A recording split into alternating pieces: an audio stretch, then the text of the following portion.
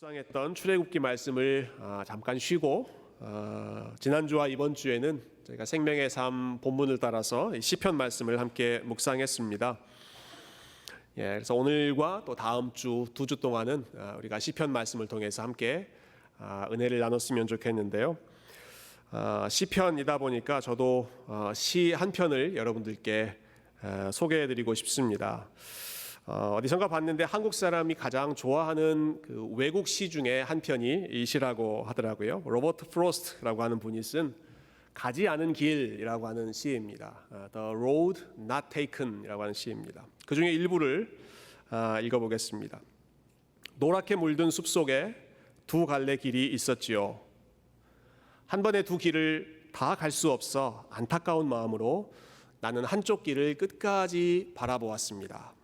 그리고는 인적이 드문 다른 길을 선택했습니다. 풀이 무성하고 발길을 부르는 듯 했으니까요. 먼 훗날 어디선가 나는 한숨 지으며 이야기하겠지요. 숲속에 두 갈래 길이 있었다고. 나는 사람들이 적게 간 길을 선택했다고. 그리고 그것이 내 모든 것을 바꾸어 놓았다고. 이 시인이 표현하고자 하는 상황은 아마 여러분이 들으시면서 잘 그려지셨을 것입니다. 우리가 매 순간 살아가면서 두 가지 갈림길 속에서 갈등할 때가 많이 있지 않습니까? 선택해야 되고 고민해야 할 때 어느 길로 가야 할까 고민하는 것이죠. 그러한 상황을 표현하고 있고 특히 이 시인은 그 두 갈래 갈림길 중에서 사람들이 많이 가지 않은 길, 사람들이 선택하지 않았던 그 길을 선택했을 때 본인의 삶이 그 선택으로 인해서 엄청나게 달라졌다. 본인의 경험과 또 많은 사람들의 마음을 함께 표현하는 시였습니다.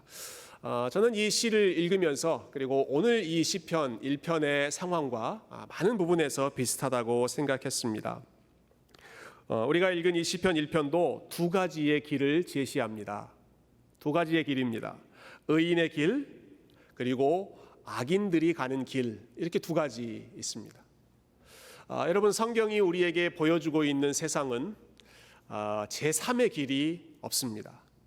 제3의 길이 없고 오직 둘 중에 하나, 의인들이 가는 길 아니면 악인들이 걸어가는 길, 둘 중에 하나를 선택하는 것이 우리가 살아가는 세상입니다.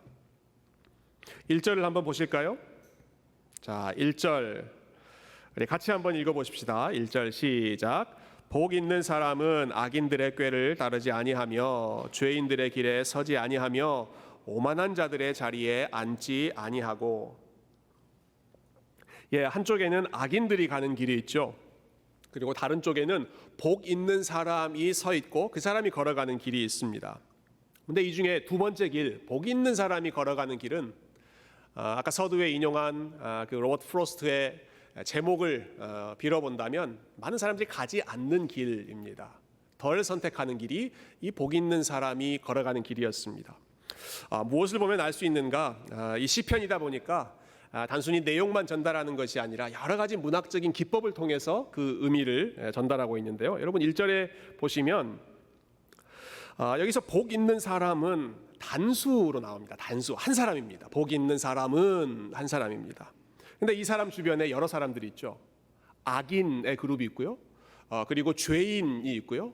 그리고 또 세 번째로는 오만한 자, 세 그룹이 이 사람을 둘러싸고 있습니다. 그러니까 기본적으로 구도가 1대3의 구도입니다. 의인, 복이 있는 사람 한 사람, 그리고 세 명의 다른 그룹.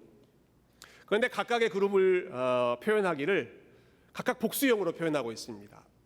악인들의 꾀, 또 죄인들의 길, 그리고 마지막 세 번째로는 오만한 자들의 자리.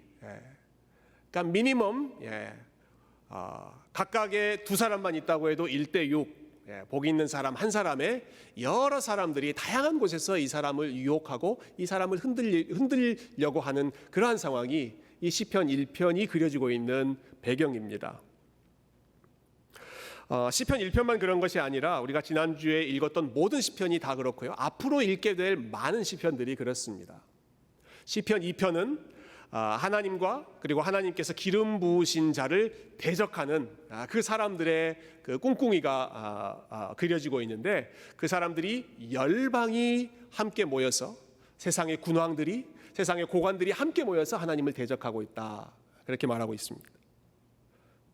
또 3편부터는 시편에 가장 많은 시를 쓴 다윗이 쓴 시가 시작되는데, 여러분 다윗의 시가 얼마나 많이 있습니까? 그런데 그 많은 다윗의 시 중에 첫 번째로 나오는 구절이 이렇습니다. 여호와여 나의 대적이 어찌 그리 많은지요.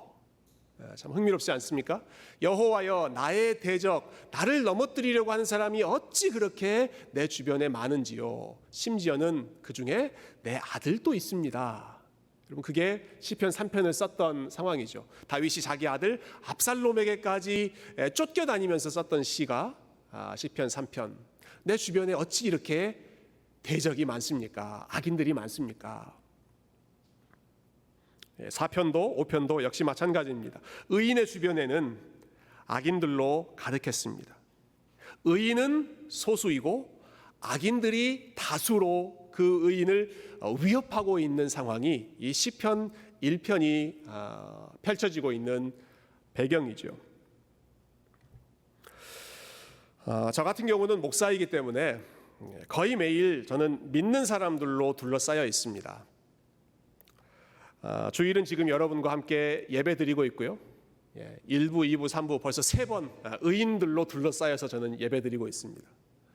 내일은 당회가 있는데 당회는 우리 5분의 또 장로님들과 함께 우리가 교회를 위해서 기도하고 또 논의하는 시간 있습니다. 화요일에는 저희 교회가 소속되어 있는 선교 단체 모임이 있습니다. 소래 선교회 모임이 있는데 그때는 목사님들로 또 주변에 둘러싸여 있습니다. 수요일에 양육반 할 때에는 역시 하나님 말씀을 사모하는 여러 믿음의 백성들로 둘러싸여 있기 때문에 저는 이 시편 1편에 나오는 것처럼 의인이 소수이고 악인이 다수인 그런 상황을 그렇게 실감하면서 제 피부에 와닿는 그런 상황은 아닙니다. 그렇지만 이 시간에 예배드리시는 분들 중에는 이 시편 1편의 상황이 나의 상황과 같다 이렇게 공감이 되는 분들이 계실 것입니다. 믿는 사람 주변에 내가 많이 있다기보다는 내 주변에서 함께 일하는 동료 또 가족 이런 사람들이 믿음의 원리가 통하지 않고 세상적인 원리가 더 많이 지배하고 있는 사람들, 그 사람들 주변에서 내가 믿음을 지키려고 몸부림치는 그러한 생존하면서 한 걸음 한 걸음 걸어가는 분들은 아마 이 시편 1편에 나오는 복 있는 사람의 자리에 훨씬 가까이 있는 분들입니다. 모든 가족들이 다 믿음을 갖는 것이 아니어서 가족들 중에 나 혼자 믿음을 갖고 계신 그런 분들도 계시죠. 우리 어떤 자매님 이야기 들으니까 결혼해서 시댁에 갔는데 시댁에 믿는 사람이 한 명도 없어서 시댁에 갈 때마다 명절에 어르신들을 만날 때마다 늘 긴장하는 마음이었다. 그렇게 회고하시는 분들도 계셨고요. 우리 중에 많은 우리 젊은 청년들 또 학교에서 연구하시는 분들 같은 경우에는 요즘에 이 아카데미아가 얼마나 이 무신론적인 세계관이 팽배해 있습니까? 하나님을 부인하는 것, 하나님을 대적하는 것이 훨씬 더 폼나고 훨씬 더 지적인 것처럼 그렇게 여겨지는 풍조가 기본 캠퍼스의 문화, 학교의 문화인데 그 속에서 나는 믿음을 가지고 있다. 나는 성경의 원리대로 살아간다. 이것을 고백한다는 것은 정말 외롭고 또 힘든 많은 위협을 느낄 수 있는 그런 상황이죠. 여러분 이런 상황이 여러분의 상황과 비슷하다라고 하면 여러분 이렇게 생각하시면 좋겠습니다. 나는 복 있는 사람이 될 수 있는 가능성이 아주 높다. 내 주변에 이렇게 적대적이고 또 나와 같은 신앙을 갖고 있지 않은 사람들이 더 많은 경우에 나는 복 있는 사람과 비슷한 그 환경에 처해 있다라고 생각하시면 좋겠습니다. 기독교의 역사를 되돌아보면 여러분 교회의 믿음, 성도들의 신앙이 가장 순수하고 가장 견고할 때는요, 교회가 힘을 갖고 사회의 다수가 되었을 때가 아니었습니다. 사회의 다수가 되고 사회의 메인스트림이 됐을 때 신앙이 순수했던 것이 아니라 오히려 약자, 마이너리티의 위치에 있을 때 교회의 신앙이 가장 순수하고 빛이 났습니다. 초대교회 때, 그리고 종교개혁 때, 그리고 이 미국을 처음 시작했던 영국에서 건너온 청교도들이 이 나라를 처음 개척했을 때 얼마나 열악한 상황이었는지 모릅니다. 그런데 그 순간에 주변을 둘러싸는 세상은 훨씬 더 강하고 훨씬 더 압도적인 그러한 힘을 가지고 있었지만 그 작은 소수의 사람들이 그러나 믿음을 지키고 믿음으로 걸어가는 그 순수한 믿음을 보였을 때 하나님을 드러내고 하나님의 영광이 가장 아름답게 빛났던 것이죠. 저는 이 시편 1편의 상황을 보면서 믿음은 이런 것이구나 저 나름대로 좀 정의를 해봤는데요. 믿음은 수적인 우세를 만드는 것이 아니라 수적인 열세 속에서도 버텨내는 것이다. 우리 숫자가 많아지고 우리의 힘이 더 많아져서 우리 이만큼 세다를 보여주는 것이 믿음이 아니라 주변에 압도적으로 더 불신의 세상이 가득 차 있지만 그 속에서 믿음을 버텨내는 것이 그것이 진정한 믿음의 본질이죠. 여러분, 시편은 약자들이 부르짖는 노래입니다. 약자들의 노래입니다. 힘없는 자들의 탄식이었습니다. 사방에서 여러 가지 어려움을 만나고 여러 가지 위협을 만나서 참 노래하지 않고서는 견딜 수 없는 그러한 사람들의 고백이 이 시편에 있는 고백들이었습니다. 그래서 이 시편에 있는 찬양이 나의 찬양이 되고 이 시편에 있는 기도가 나의 기도가 되고 이 시편의 탄식이 나의 노래, 참 내 마음과 같다. 이 시편을 가장 잘 이해할 수 있는 분은 이와 같이 주변을 둘러싸고 있는 어려움 속에서 여러 가지 위협 속에서 묵묵히 믿음의 길을 걸어가는 분들이 이 시편의 고백을 나의 고백으로 누리며 이 시편으로 은혜를 받을 수가 있습니다. 그렇지만 단순히 우리가 어려운 상황에 처해 있다고 고립되어 있다고 해서 우리가 저절로 복 있는 사람이 되는 것은 아닙니다. 우리를 복 있는 사람으로 만들어주는 필수적인 요소가 있는데요. 그 요소가 2절과 3절에 나오죠. 한 번 더 우리 2절과 3절을 한번 읽어보면 좋겠습니다. 2절과 3절 같이 읽을까요? 시작.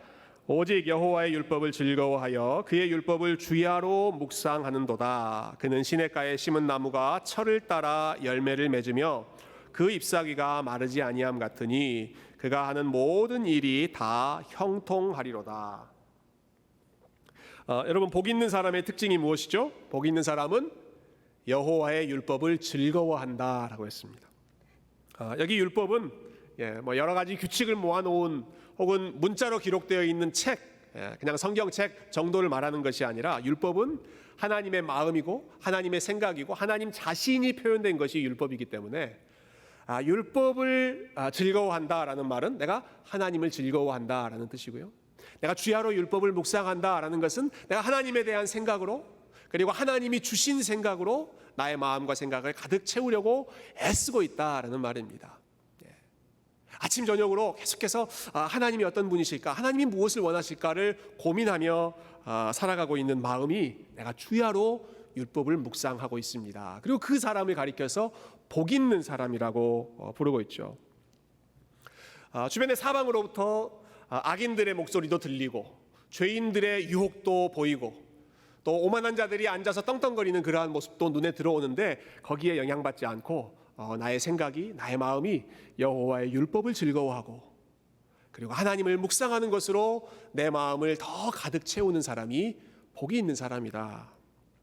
그리고 그 사람을 가리켜서 아주 시적으로 멋있게 표현하죠. 그는 시냇가에 심은 나무와 같다. 시냇가에 심은 나무에 비유하고 있습니다.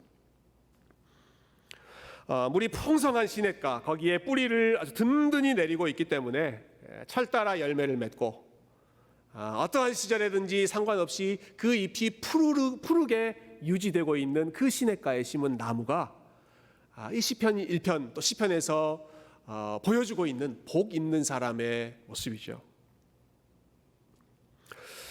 이 의인의 모습, 복 있는 사람의 모습을 우리가 악인의 모습과 한번 비교해 보면 좋겠는데요. 4절이 악인의 모습을 보여주고 있죠. 악인들은 그렇지 아니하며 그들은 오직 바람에 나는 겨와 같도다.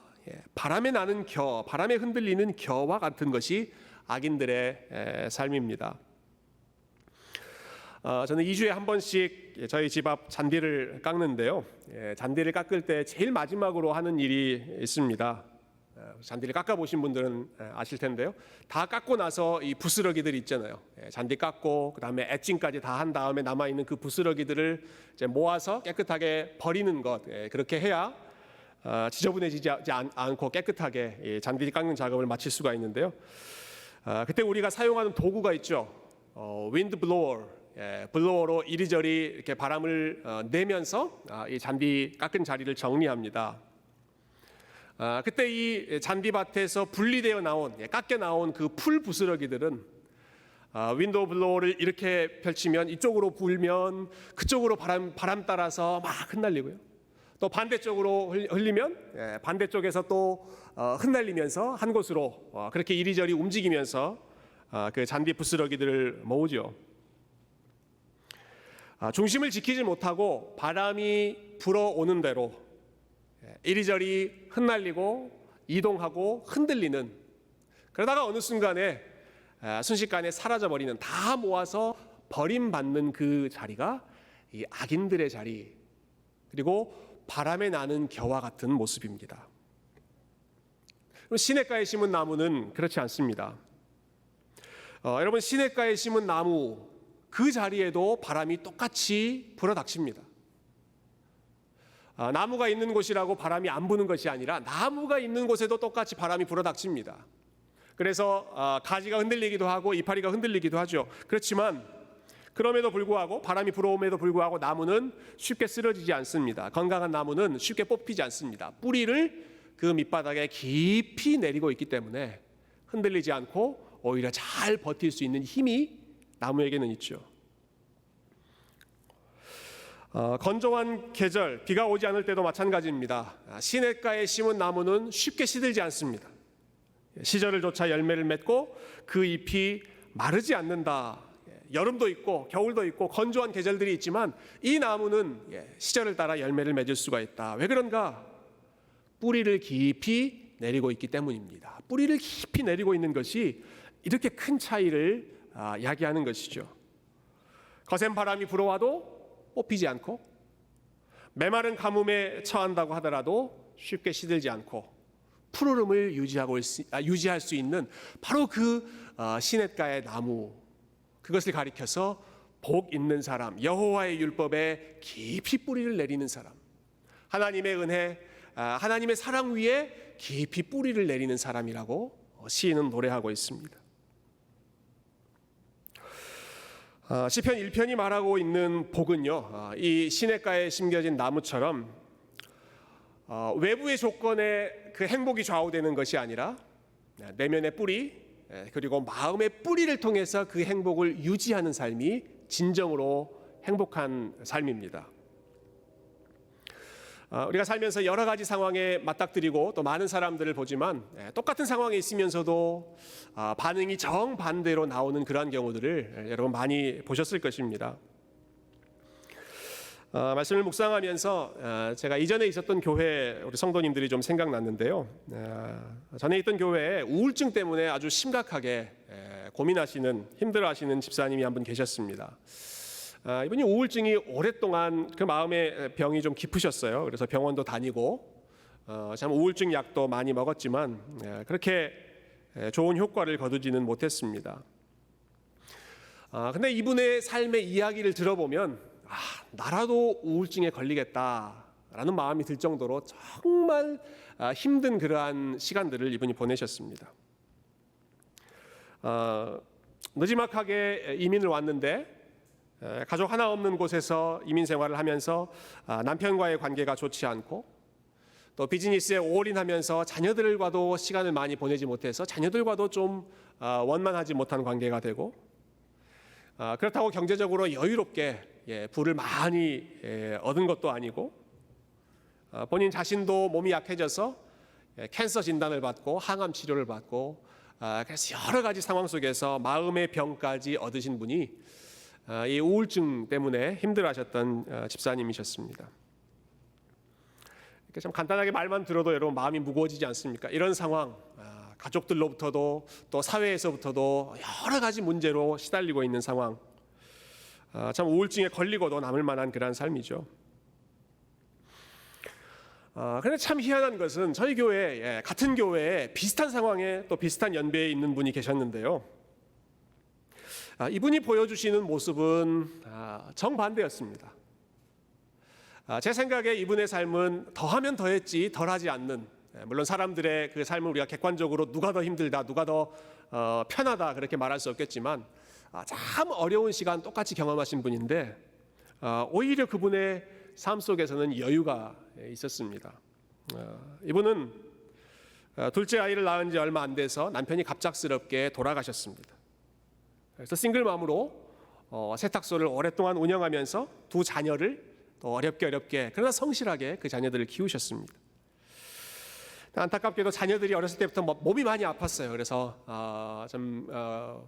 권사님이셨는데 이 권사님께서 비즈니스 하시느라 이 연약한 자녀들 돌보시느라 참 수고를 많이 하셨고요. 본인 몸도 많이 약해지셔서 나중에 여러 가지 어려운 수술들을 참 많이 받으셨는데, 참 놀라운 것은 그럼에도 불구하고 이분이 하나님을 떠나지 않고 매주 교회에 와서 함께 예배드리고, 근데 그 정도가 아니라 언제나 교회 안에서 가장 연약한 자리에 있는 사람들의 마음을 누구보다 빨리 헤아리고 그들을 위로하고, 자기처럼 어렵게 이민 생활하고 자기처럼 어렵게 자녀를 양육하는 사람들 한 사람 한 사람 찾아가서 초대해서 같이 식사하고 위로하고 같이 울고 같이 기도하는, 그분을 생각하면 언제나 가서 기도 제목을 나누고 싶은 그러한 마음이 여유로운 분이 계셨습니다. 같은 어려움을 겪었지만 어디에서 이런 차이가 나는 것일까? 저는 마음의 뿌리가 어디에 내려져 있느냐, 그것이 결국 우리의 삶에 나오는 반응을 결정하는 절대적인 요소라고 생각합니다. 외부에서 불어닥치는 바람은 똑같았지만, 환경은 두 분 모두 너무나 열악한 그러한 상황이었지만 한 분의 마음 속에는 하나님의 은혜와 하나님의 사랑, 그 안에 본인의 믿음의 뿌리, 마음의 뿌리가 깊이 내려져 있었기 때문에 마치 시냇가에 심은 나무처럼 흔들리는 상황 속에서도 열매가 맺히고 잎이 푸르르고 그 입에서 항상 하나님을 향한 찬양의 소리가 흘러나왔던 것이죠. 시편에 나오는 많은 사람들의 고백이 이와 같습니다. 시편에 나오는 참 하나님 앞에 부르짖는 사람들의 절규, 그들의 입에서 나오는 찬양은 절대로 편한 상황에서 나왔던 찬양이 아니라 사방에서 불어닥치는 바람, 그러나 그것을 버티면서 시냇가에서 올라오는 그 양분 때문에 버티고 또 하나님을 찬양하고 그 힘으로 살아가면서 노래하는 모든 고백들, 믿음의 고백들이 이 시편의 고백들이죠. 팀 켈러 목사님이 성경의 행복을 설명하실 때 이렇게 말씀하셨던 게 참 기억이 나는데요. 여러분 한번 들어보십시오. 우리가 정말로 행복해질 수 있는 비결은 복을 쫓아갈 때가 아니라 하나님을 쫓아갈 때입니다. 여러분 이해하셨죠? 우리가 정말로 행복해질 수 있는 길은 어디 있는가? 이것을 얻으면 사람들이 행복해지겠지, 이 상황에 닥치면 내가 행복해지겠지, 행복한 상황을 쫓아가는 것이 아니라 하나님을 쫓아가면 행복은 우리의 삶을 저절로 뒤따라옵니다. 하나님을 쫓아가면 다윗이 고백한 것처럼 주의 선하심과 인자하심이 평생에 나를 정령 따릅니다. 하나님을 쫓아가는 사람들의 삶에 행복이 열매로 맺히지만 행복 자체를 추구했을 때에는 그 사람은 행복해지기가 어렵다. 왜냐하면 우리의 삶은 하나님을 추구했을 때에만 진정으로 행복을 누릴 수 있는 삶이기 때문에 그렇습니다. 저와 여러분이 다른 데서 행복을 찾는 삶이 아니라 우리가 하나님께 깊이 뿌리를 내리고 하나님이 주시는 것으로 인하여서 하나님을 추구함으로 인하여 모든 행복의 조건들이 우리의 삶 가운데 뒤따라오는 그러한 시편에 나오는 복 있는 사람이 될 수 있기를 주님의 이름으로 축원드립니다.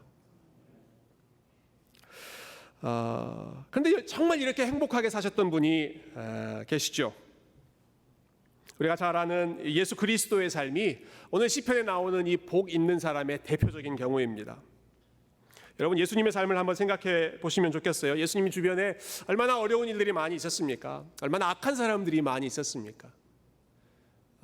여러분, 객관적인 상황을 우리가 따져본다면 예수님이야말로 정말 이 행복하게 사시기 가장 어려운 조건에 계셨던 분이시죠. 40일간 금식하며 기도하고 있을 때 마귀가 와서 유혹하고요. 소외된 사람들의 친구가 되어주셨을 때에는 종교 지도자들이 예수님을 비난하고 고발했습니다. 정말 어려움 가운데 있는 병든 자들 안식일에 그들의 영혼이 불쌍해서 고쳐주셨을 때 사람들이 저 사람이 안식일을 어겼다 고발하죠. 사랑하던 제자들로부터도 배신을 당하시고 빌라도와 같이 오만한 자리에 앉아있던 사람, 오만한 자리에 앉아있던 사람들이 예수님을 정죄하고 예수님을 심판했습니다. 사방이 유혹이 있었고 사방이 위협으로 가득 찼었고 사방이 거짓과 속임수로 들끓었던 그러한 삶을 살아가셨지만, 그러나 예수님께서는 악인들의 꾀를 따르지 않으시고 죄인들의 길에 서지 않으시고 오만한 자의 자리에 앉지 않으셨습니다. 오늘 본문에 나오는 것처럼 여호와의 율법을 즐거워하시고 시냇가에 심은 나무처럼 여호와의 말씀으로 기쁨을 얻으시고 마지막 순간 십자가에 달리셨을 때까지도 이 시편에 나와 있는 말씀들을 하나하나 기억하며 그 말씀을 붙잡고 기도하며 순종의 길, 승리하는 길을 걸어가셨습니다. 그 예수님이야말로 시편 1편에 나오는 진정한 복 있는 사람이고, 예수님이야말로 시냇가에 심은 참된 나무, 진정한 나무이셨던 것이죠. 그 예수님께서 저와 여러분을 향해서 초청하시면서 열매 맺는 삶, 복 받는 삶이 어떠한 삶인지를 가르쳐 주시죠. 나는 포도나무요 너희는 가지라. 너희가 내 안에 내가 너희 안에 거하면 그 사람은 열매를 많이 맺나니 나를 떠나서는 너희가 아무것도 할 수 없느니라. 예수님이 나무이시고 그리고 저와 여러분은 예수님께 붙어있는 가지가 되었을 때 예수님으로부터 우리가 힘을 얻고 위로를 얻고 예수님으로부터 그 생명의 근원을 공급받을 때, 그때 비로소 저와 여러분이 열매를 맺을 수 있고 복 있는 사람의 길을 함께 걸어갈 수가 있는 것입니다. 여러분, 우리가 시편 1편 참 좋아합니다. 그래서 시편 1편 암송하고 읽을 때마다 나도 이렇게 복 있는 사람이 되어야지 우리 그렇게 다짐할 때가 많이 있는데요. 그러나 그때마다 우리가 번번이 실패하고 또 넘어지고 나는 왜 이럴까 좌절할 때가 참 많이 있죠. 우리가 열매를 맺는 방법, 우리가 나무가 되는 것이 아니라 나무이신 그분 안에 우리가 거하는 것, 나무이신 그분의 가지가 되는 것이다. 복 있는 사람의 원리를 저와 여러분이 이 말씀을 통해서 기억했으면 좋겠습니다. 이 말씀을 준비하면서 저도 이제 시편에 대해서 좀 많이 배울 수 있었는데요. 이 초대교회 어거스틴이라고 하는 신학자가 이 시편을 너무너무 멋있게 표현했습니다. 여러분 한번 들어보세요. 시편은 예수님께서 찬양대의 지휘자가 되시고 우리가 그분의 찬양대가 되어 함께 부르는 노래이다. 여러분 멋있지 않으세요? 시편은 예수님이 우리의 찬양대의 지휘자가 되시고 그리고 우리는 그분의 찬양대가 되어서 함께 부르는 노래이다. 성가대에서 음악을 가장 잘 아는 사람 지휘자이죠. 지휘자가 먼저 노래를 마스터하고 지휘자가 먼저 그 노래를 다 소화한 다음에 그리고 찬양대원들 한 사람 한 사람을 지도합니다. 찬양대원들은 모두 다 음악을 다 잘하는 사람들이 아니라 그 중에는 좀 목소리가 좋지 않은 분들도 있고 실수하는 분들도 있고 어떤 분들은 악보를 보는 게 좀 서툴러서 잘 따라가는 게 어려운 그런 분들도 계십니다. 여러분, 그런데 우리가 악보를 잘 모를 때, 노래를 잘 못 부를 때에도 우리가 하나님을 잘 찬양할 수 있는 방법이 있습니다. 뭔지 아세요? 그 파트의 에이스들 옆에 서 있는 것입니다. 테너 음을 잘 잡는 분 옆에 딱 붙어서 그분이 어떻게 목소리를 내는지를 듣고 따라가면 비슷하게 함께 부를 수 있습니다.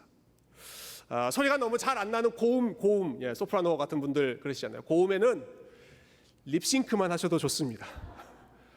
그냥 입만 벌리고 따라가도 그 가운데에서 참 은혜가 넘치죠. 여러분, 이 원리를 우리가 적용해 본다면 복 있는 사람은요, 예수님께서 인도하시는 그 찬양대의 인도에 우리가 묻어가는 것입니다. 예수님께서 부르시는 그 찬양에 우리가 함께 편입되어서 그분이 부르시는 그 인도를 따라가는 것입니다. 그분이 이 시편에 있는 모든 노래들을 다 소화하셨고 그분이야말로 진정 복 있는 사람이셨기 때문에 예수님께서 우리를 인도하여 우리를 지도해서 그분이 초청하셔서 우리가 함께 어울리는 그 찬양대에서 우리 하나님의 은혜를 높이고 그리고 믿음을 함께 선포하는 것이죠. 시편은 나 혼자 부르는 독창이 아닙니다. 시편은 예수님께서 먼저 부르셨고 그리고 우리가 예수님과 함께 어울러 부르는 합창입니다. 그래서 오늘 본문에 보면 참 재밌는 부분이요, 이 시편이 시작할 때는 단수로 시작합니다. 복 있는 사람은으로 시작하지만 끝날 때는 복수로 끝납니다. 의인들의 모임, 그리고 여호와께서는 의인들을 인정하시는도다.